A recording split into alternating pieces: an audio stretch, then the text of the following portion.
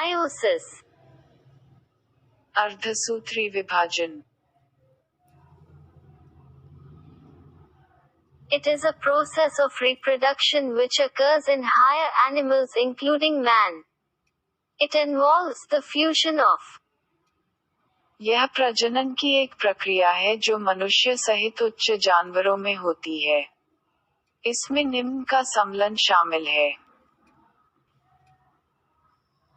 One spermatozoon from the male, which contains 23 chromosomes and एक नर से शुक्राणुजन जिसमें 23 गुणसूत्र होते हैं, और 2 ovum from the female, which also contains 23 chromosomes.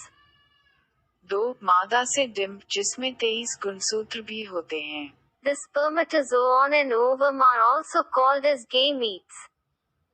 स्पर्मेटोजोन और डिंब को युग्मक भी कहा जाता है.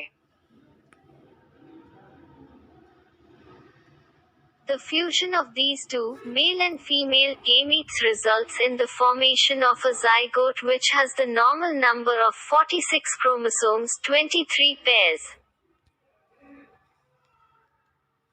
इन दोनों नर और मादा युग्मकों के सम्मिलन के परिणामस्वरूप युग्मज बनता है जिसमें 46 गुणसूत्रों 23 जोड़े की सामान्य संख्या होती है.